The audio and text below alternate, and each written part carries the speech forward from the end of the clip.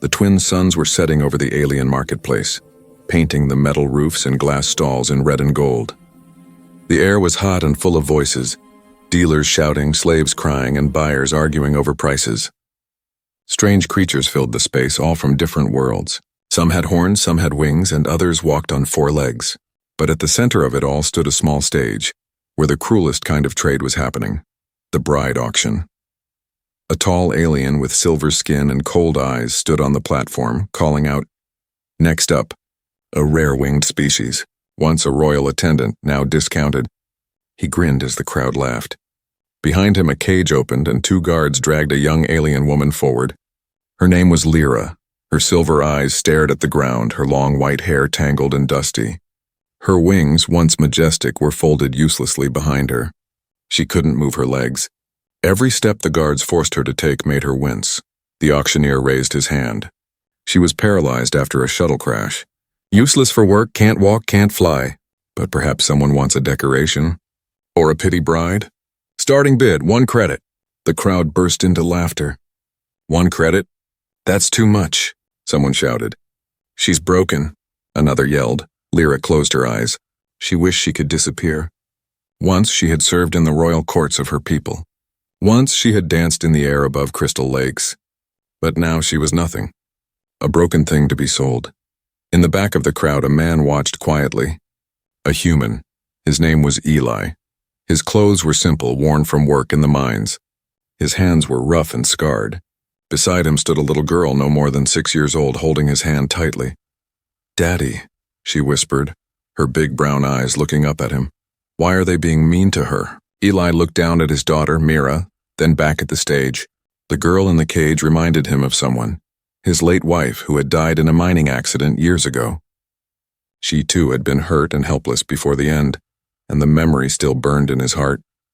The auctioneer shouted again, "No bids? Fine, we'll move on to the next." "Wait," Eli said. His voice was calm but carried across the space. The crowd went silent. All eyes turned to the human. Humans were rare in this part of the galaxy. Most aliens saw them as simple laborers, too emotional, too soft. Eli raised his hand. "I'll buy her," he said. Laughter spread through the crowd like fire. "The human wants her," someone shouted. "Maybe he likes broken things." Another sneered. The auctioneer grinned. "1 credit sold." To the kind-hearted human. He tossed the key toward Eli as if throwing away trash. Eli caught it without a word. Mira tugged his hand. "Daddy, are we taking her home?" He nodded. "Yes, sweetheart. We are." As he walked up to the stage, the guards unlocked the cage and stepped back, surprised. Eli kneeled down beside Lyra. She didn't look at him. Her voice was a whisper. Why did you do this?" "You don't even know me." Eli's voice was steady. "Because no one deserves to be treated like that." Lyra looked at him then, confused. No one had spoken kindly to her in years. Her hands trembled as he helped her onto a small hover cart. He covered her with his old jacket. As they left the market, the crowd whispered and laughed behind them, but Eli didn't care. He pushed the hover cart through the dusty street, his daughter skipping beside him, humming a tune. The suns dipped below the horizon. The market lights dimmed. Lyra turned her head slightly toward Eli and his daughter. "You don't even know what I am," she said softly. Eli smiled faintly. "You're someone who deserves a second chance. That's all I need to know." For a moment, silence hung between them. Then Mira spoke, cheerful and innocent. "You have pretty hair," she said to Lyra, "and your wings are beautiful even if they're sleepy." Lyra almost laughed, but instead, tears filled her eyes. No one had called her beautiful in so long that she'd forgotten what it felt like. As they walked under the glowing moons, a strange warmth filled the cold air. For the first time in years, Lyra didn't feel like a broken object. She felt seen. But far behind them, in the shadows of the market, someone watched them leave. A tall alien noble with cruel eyes and a mark on his chest. His lips curled into a smile. "Let him take her," he muttered. "He'll learn soon enough why no one keeps what belongs to me." And as Eli's small figure disappeared into the desert night, the first winds of trouble began to stir. The night was quiet when Eli finally reached his small wooden cabin at the edge of the mining colony. The house was old but warm, surrounded by sand dunes and tall metal scrap towers from old machines. The lights flickered softly as he pushed the hover cart inside. Lyra sat silently on it, her eyes tired but still alert. She didn't trust anyone, not even the man who had saved her. She had seen kindness used as a trap before. Her wings hung heavy behind her. Feathers burned at the tips. Every small movement caused pain. Eli parked the cart near the fire and spoke softly. "You can rest here. No one will hurt you." Mira ran ahead, placing a blanket on the couch. "You can have my favorite one," she said with a proud smile. It had stars printed all over it. Lyra's lips trembled. "Thank you," she whispered, her voice weak like a fading echo. Eli gently lifted her from the cart. Her body was lighter than he expected, too light, like she hadn't eaten properly in weeks. He carried her carefully to the couch, making sure her wings didn't scrape the wall. Lyra winced in pain but didn't speak. He crouched beside her. "You need food and rest first. We'll talk later." When he turned to make soup, Mira sat on the floor near Lyra, swinging her legs. "Do your wings hurt?" she asked softly. Lyra nodded. "They haven't flown in a long time."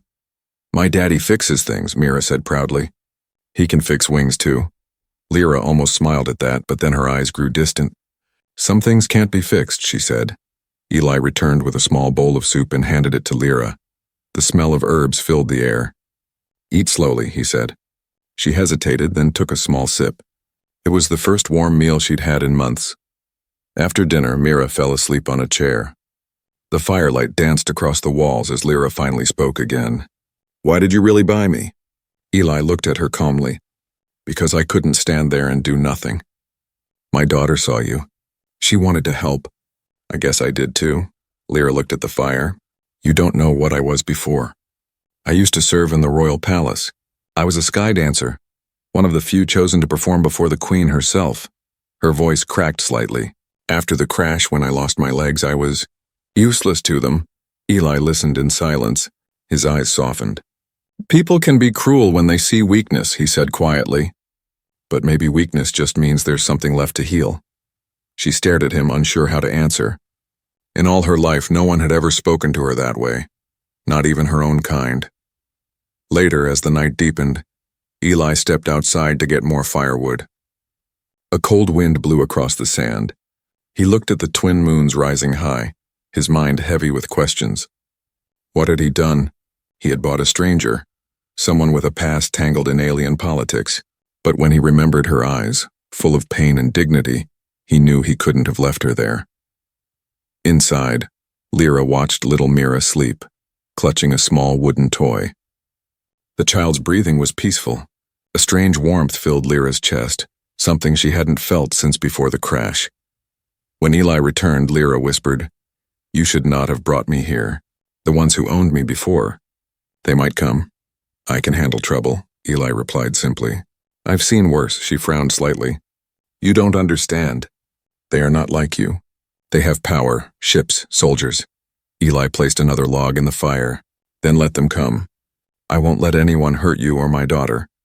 The strength in his voice made Lyra's heart tighten.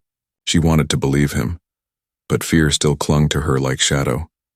The next morning, Eli began repairing one of his mining drones in the yard. He was good with machines, and Mira helped by passing him tools. Lyra watched from the doorway, her blanket around her shoulders. When the sun rose, she tried to move her wings gently, but pain shot through her back. Still, she didn't stop. She stretched again, slower this time. A few broken feathers fell to the floor, but she didn't cry. Eli noticed. "Trying again?"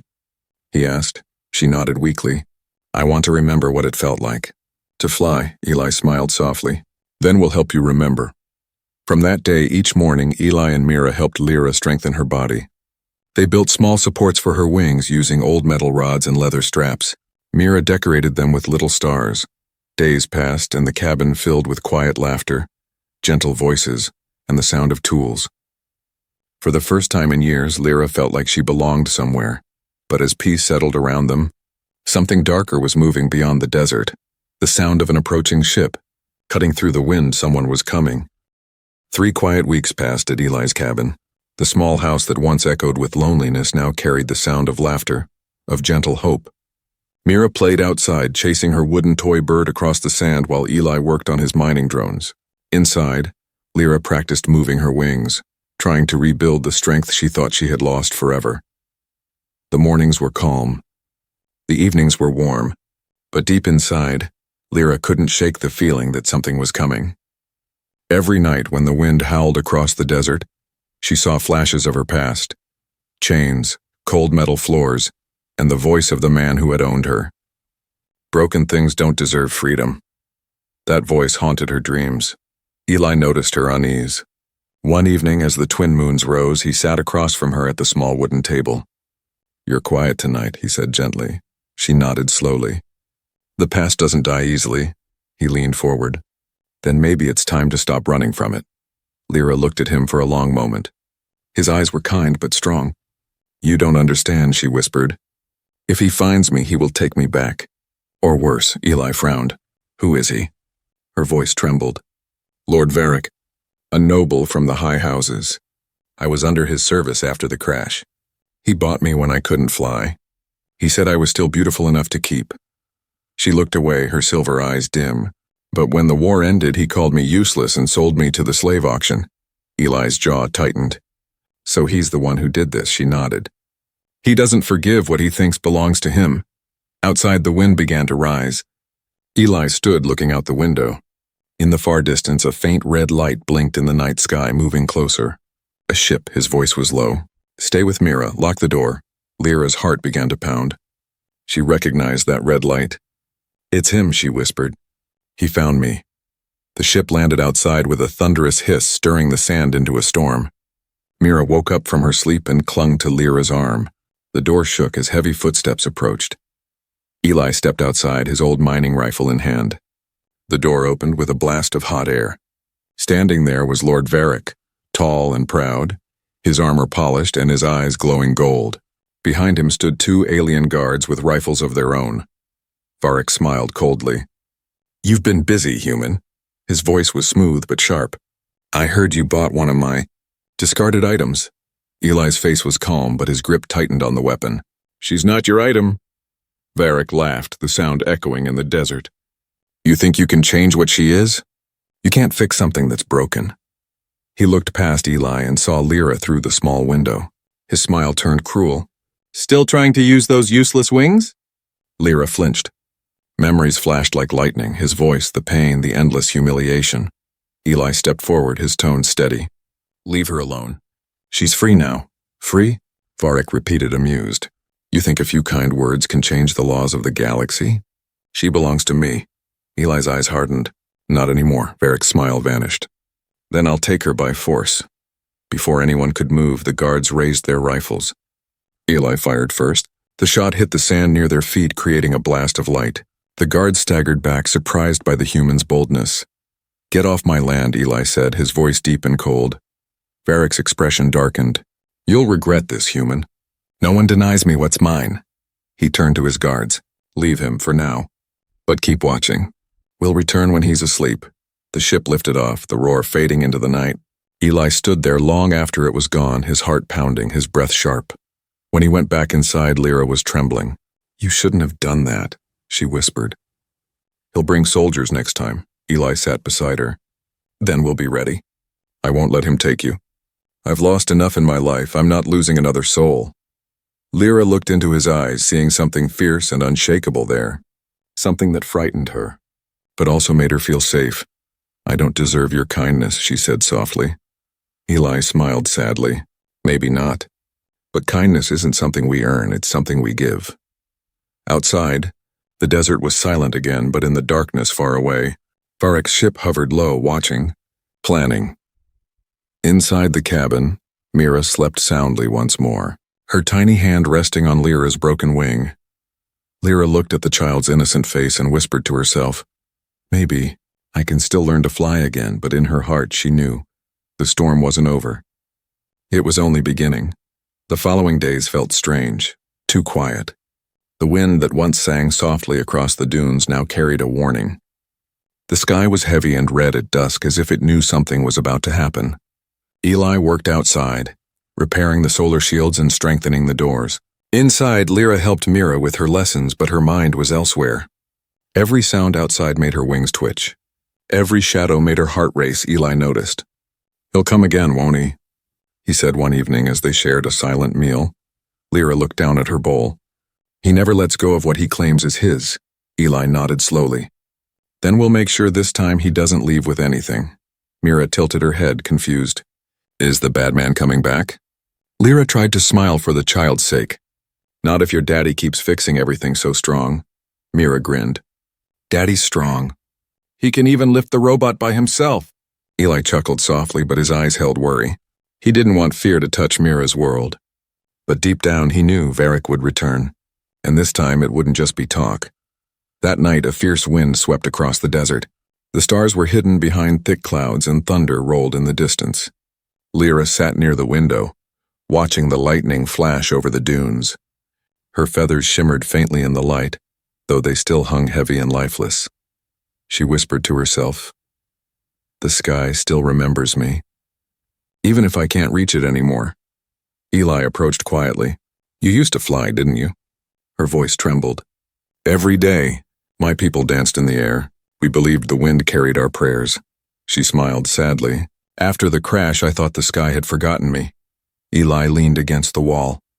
"Maybe it's waiting for you to come back." She looked up at him, a little hope flickering in her eyes. "You think so?" "I do," he said. "Because I've seen the way you fight, even when you think you can't." Their eyes met for a moment longer than either expected. Then Mira's sleepy voice broke the silence. "Daddy, Lyra. Thunder's too loud." Eli went to comfort her, wrapping his daughter in a blanket. "It's just the sky talking," he said gently. "It's not angry, it's brave." Lyra smiled faintly. "Brave," she whispered. "I like that."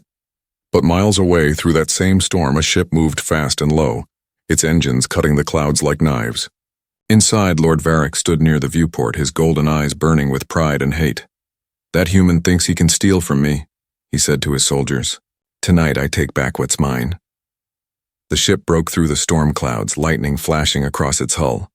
At Eli's cabin, the power flickered. The storm had grown wild, the air thick with static. Lyra felt it in her bones, a familiar pull. Her wings twitched on their own. "Something's coming," she said, her voice low.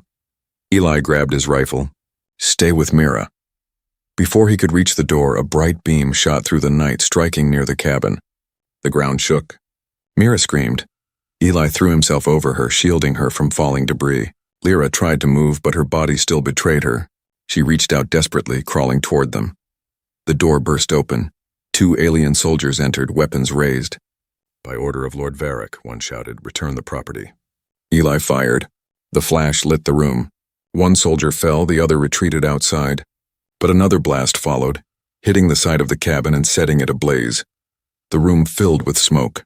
Mira coughed, tears running down her small face. Lyra grabbed her hand. "Hold on, little one. Don't let go." Outside, Veric stepped down from his ship, his cape whipping in the wind. "End this, human," he shouted.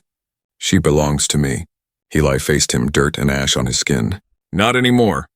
Veric raised his weapon, ready to strike, when suddenly the sky roared. Lightning split the clouds apart, brighter and louder than anything before. The wind whipped around Lyra, her feathers sparking with faint light. The storm felt alive, as if responding to her fear and rage. "No," she whispered, her voice rising. "No more running." Eli turned toward her. "Lyra, what are you doing?" She closed her eyes and reached behind her, touching her broken wings. The air hummed. Sparks danced around her fingertips. The mechanical frames Eli had built began to glow, blue light flowing through the metal like blood. "Get Mira out," she said softly. "Please," Eli hesitated. "You can't." But before he could finish, a massive surge of energy burst around her. Wind, light, and thunder collided. Lyra rose from the ground, wings spreading wide, glowing brighter with each second. Veric stared, stunned. "Impossible." "You can't fly," Lyra's voice thundered through the storm. "I can, and I will." She launched upward, the storm answering her cry. Lightning wrapped around her wings as she dove through the air, striking Veric's ship. The explosion lit up the desert like dawn. Eli shielded Mira as the shockwave passed. The storm began to fade, the rain washing away the flames. When the light dimmed, the ship lay in ruins. Lyra stood among the wreckage, her wings glowing faintly, her body trembling. She was hurt, but she was standing. Mira ran to her, crying. "You flew. You really flew." Lyra smiled weakly. "Just for a little while." Eli helped her up. You did more than that, he said softly. You took back the sky. But as the wind settled, distant engines echoed again. A fleet was approaching, ships larger and brighter than Veric's. Lyra's eyes widened. My people, she whispered. They found me. And the storm, for the first time, began to clear. The storm had passed, but its echo still rolled across the desert like a fading heartbeat. Smoke drifted above the wreckage of Lord Veric's ship. The night air smelled of metal and rain. Lightning flickered far away, as if the sky itself was watching what came next. Lyra stood among the ashes, her mechanical wings flickering with faint blue light. They were cracked, sparking at the edges, but they had worked. For the first time since the crash years ago, she had flown, not in dreams, but in truth. Every muscle in her back ached and her lungs burned, yet her heart beat strong and wild. Eli ran to her side, Mira close behind. You're bleeding, he said, kneeling beside her. Lyra shook her head weakly. I'm alive, she whispered. Her voice was soft but steady. I flew again. Mira's eyes shone with awe. You were like a shooting star, she said, her small hands touching Lyra's feathers. You saved us! Eli smiled faintly, but his expression was tense. The faint hum of engines still echoed across the dunes. We're not safe yet, he said quietly. Lyra looked toward the horizon. Shapes appeared in the distance, sleek silver ships cutting through the clouds. They moved in perfect formation, larger and more powerful than Veric's vessel. Lyra's heart froze. My people, she whispered. That's the royal fleet, Eli frowned. Yours? She nodded slowly. They're looking for me. They've been looking since the crash. But if they see Veric's mark here, her eyes darkened. They'll think you're part of it. Eli stood, gripping his rifle tighter. Then we'll make them see the truth. Before she could answer, the fleet descended. Dust and light swallowed the small valley. Mira hid behind Eli as tall figures in white armor surrounded them, weapons glowing. A ship door opened and a tall alien stepped out, his armor bearing the royal crest. His eyes widened when he saw Lyra. By the stars, he breathed. It's her, Princess Lyra of the Silver Wing House. Eli froze. Princess? He repeated, his mind spinning. Lyra's voice trembled. I wasn't before the crash. Before everything, the commander approached, bowing deeply. We searched for you for years, Your Grace. We thought you were dead. His gaze moved to the wrecked ship. Is this your doing? Lyra's eyes flickered toward Eli and Mira. No, she said firmly. They saved me. The human and his child, they gave me back my life. The commander looked uncertain. But this man attacked a royal noble. Eli spoke up, his tone calm but strong. That noble enslaved her. He called her property. I only did what was right. The soldiers murmured among themselves. The commander hesitated, torn between his duty and the truth in Eli's eyes. Then, before he could speak, a sound broke through the air. A low, deep rumble. Veric's voice echoed from the wreckage. You think you've won, human? He dragged himself from the flames, half his armor melted, his face twisted with rage. You'll all die with her. He raised a weapon, glowing red. Eli pushed Mira aside and aimed his rifle, but Lyra stepped forward first. Her wings flared, shining brighter than before. She moved faster than anyone expected. The beam fired, straight at Eli, but Lyra leapt between them. The light struck her wings, exploding in a flash that shook the sand. When the smoke cleared, she was still standing, but barely. Her wings were burning, pieces falling away like dying stars. Veric stumbled back, eyes wide. Impossible. Lyra raised her arm. You hurt enough people. It ends here. With the last of her strength, she released the energy stored in her broken wings. A wave of blue light surged outward, disarming every weapon around. Veric was thrown to the ground, defeated at last. The soldiers stood in silence. The storm above them began to fade, the clouds parting to reveal a bright moon. Eli caught Lyra as she fell. Her breathing was shallow, her voice barely a whisper. I told you. I'd fly again. You did, Eli said, his voice cracking. You did more than that. The commander stepped closer, kneeling beside them. Your Grace, we'll take you home. You need medical care. Lyra shook her head weakly. Not without them. He and his daughter saved me. Promise me they'll be safe. The commander looked at Eli and then back at her. You have my word. As dawn began to break, the royal ships lifted Veric's ruined vessel from the sand. The desert glowed gold in the morning light. Eli carried Lyra back toward the cabin, Mira holding his hand tightly. For the first time, the wind felt soft, almost gentle. Lyra opened her eyes once more and looked at the sky. "It's beautiful," she whispered. "It's not angry anymore," Eli smiled. "No," he said quietly. "It's proud of you." Above them the clouds drifted apart completely, and a single feather of light fell from the sky, glowing blue like her wings. The storm was over, but their story was not. The sun rose slowly over the dunes, washing the desert in pale gold. The air smelled of burnt metal and rain. Eli stood outside his cabin, watching the royal ships land quietly on the sand. He felt small beneath their massive shadows. Soldiers moved like silver ghosts, scanning the wreckage of Veric's ship. Inside the cabin, Lyra lay on the couch, wrapped in soft blankets. Her breathing was slow, her wings wrapped carefully in cloth. The once bright feathers were now faintly glowing, the energy within them fading like embers. Mira sat beside her, holding her hand. "Will she wake up?" Mira asked softly. Eli knelt beside them. "She will. She's stronger than she looks." Just then, the door opened and a tall alien commander entered. His armor gleamed in the light and his face carried deep respect. He bowed slightly. "Human, the council wishes to meet you." Eli nodded, though his heart was uneasy. He followed the commander outside, toward a large ship hovering nearby. Inside the ship's grand hall, the air was cool and filled with a faint hum. The alien leaders stood in a half circle. In the center, a tall woman in white robes turned as Eli entered. Her eyes glowed the same silver as Lyra's. "You are Eli, the human miner," she said gently. "You saved our princess." Eli hesitated. "I just did what anyone should have done." She smiled sadly. "You misunderstand." Most would have turned away. She stepped closer, her gaze deep and kind. "You gave her back her wings. You gave her back hope." The commander beside her added, "Lord Veric will stand trial for his crimes. He has disgraced the royal line."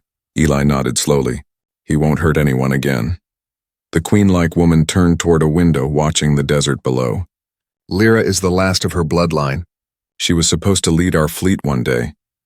She looked at Eli, and yet it was a human who reminded her what true strength means. Eli shifted uncomfortably. "I didn't do it for reward, I just couldn't leave her there." The woman smiled. "That is why this galaxy still has light in it." Then her tone grew serious. "There is one matter left. The energy that allowed her to fly, it's unstable. The mechanical wings you built merged with her natural ones. It saved her life, but the reaction is dangerous. She needs advanced healing, or she'll never fly again." Eli's chest tightened. "Then take her. Heal her." The commander lowered his head. "It's not that simple. The treatment can only be done on her homeworld. She would have to stay there for years." Eli's heart sank. Years. That meant she would have to leave. Him and Mira both. He clenched his fists. "If that's what she needs, then do it. I just want her safe." Later, Eli returned to the cabin. Lyra was awake now, her eyes open, glowing faintly.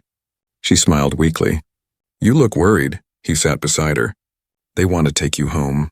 To heal you." Her lips trembled. "Home," she whispered. "I thought I lost that word."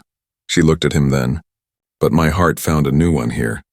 Mira climbed onto the couch, hugging her. "You can't go," she said tearfully. "We'll miss you." Lyra touched the child's hair gently. "I'll come back. I promise." Eli looked away, his throat tight. "Don't make promises you can't keep." She reached out, touching his hand. "You gave me my life back, Eli. I won't forget that, even if I'm a galaxy away." Outside, the royal ship's engines began to hum. Soldiers prepared for departure. The commander entered softly. "Princess, it's time." Lyra looked around the small cabin, the cracked walls, the smell of soup, the warmth of laughter that had once filled it. It was more home than the palaces of her people had ever been. She turned to Eli. "You once told me no one is worthless," she said quietly. "You were wrong," Eli frowned. "What do you mean?" She smiled faintly. "You are worth more than any empire." Then she leaned forward and kissed Mira's forehead, then looked at Eli one last time. "Take care of her. Tell her stories about the sky." As she was carried toward the ship, the desert wind picked up again, whispering through the dunes. Eli and Mira stood side by side, watching as the ship lifted into the clouds, leaving a trail of silver light across the sky. Mira held her father's hand tightly. "Daddy," she said softly, "will she really come back?" Eli stared at the horizon. "If anyone can," he said, "it's her." The wind brushed against his face, warm and gentle, carrying the faint sound of wings. Somewhere above the clouds, Lyra opened her eyes and whispered to the stars, "For them, I'll learn to fly again." Years passed. The desert had changed. New domes stood where ruins once were, and the air smelled of life again. Eli's small cabin was now surrounded by young trees, their leaves bright green under the twin suns. The colony had grown, and so had Mira. The little girl who once held a toy bird was now nearly grown, her long hair tied back as she worked beside her father repairing solar panels. She was quick, clever, and full of laughter, just like her mother had once been. But sometimes when the evening wind came and brushed her cheek, she would look toward the sky and whisper, "Do you think she remembers us, Dad?" Eli would smile faintly, his rough hands still at work. "I think she never forgot," but deep down he wondered. The stars were vast and promises were fragile things. On the far edge of the galaxy, high above a glowing blue planet, Lyra stood on a balcony of the Royal Tower. Her wings had healed, stronger now, more radiant than before. The scars had faded, but the memories hadn't. Every flight reminded her of the man and the child who had saved her. Every gust of wind carried the whisper of that little voice. "You were like a shooting star." She had spent years rebuilding her world, leading her people toward peace. The cruel houses that once enslaved others had fallen. Lord Veric had faced justice, and the slave markets were shut down across the sector. Her name had become a symbol of mercy and strength, but her heart had remained tethered to one small planet, one small cabin beneath twin suns. That evening, standing beneath the glowing sky, her advisor approached. "Princess, the new fleet is ready for its first flight. The people are waiting." Lyra looked up at the stars, then back toward the far horizon. "Prepare the royal ship," she said softly. "There's somewhere I need to go first." Back on the desert world, a storm was brewing, a calm, gentle one, the kind that carried rain instead of lightning. Eli and Mira stood outside, covering their tools as thunder rolled in the distance. Mira looked up suddenly. "Dad, do you see that?" Eli turned, squinting against the wind. Through the clouds, a beam of blue light cut across the sky, bright, shimmering, alive. His heart skipped. "It can't be." The beam grew wider, splitting the clouds. A fleet emerged, sleek silver ships, their hulls glowing faintly like moonlight. And at the center of them, one grand ship descended slowly, its wings spreading wide. The colony workers stopped and stared. Children pointed and shouted. "The aliens are back!" someone cried, but Eli knew better. His heart already knew who. The ship landed on the sand with a soft hiss, its door opening with a low hum. Out stepped a tall woman, her hair silver white, her wings shimmering with light. Lyra. For a moment, time stood still. The desert wind fell silent, as if holding its breath. Eli took a step forward, disbelief in his eyes. Mira stood beside him, tears glimmering. Lyra smiled, her eyes full of warmth. "I told you," she said softly, "I'd come back." Mira ran first, throwing her arms around her. Lyra knelt down, laughing through tears. "You've grown so much," she whispered. "You're taller than I imagined." Eli approached slowly.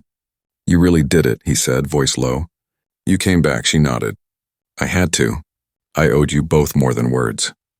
Behind her, royal guards carried containers, boxes filled with glowing plants, silver metal, and strange crystal seeds.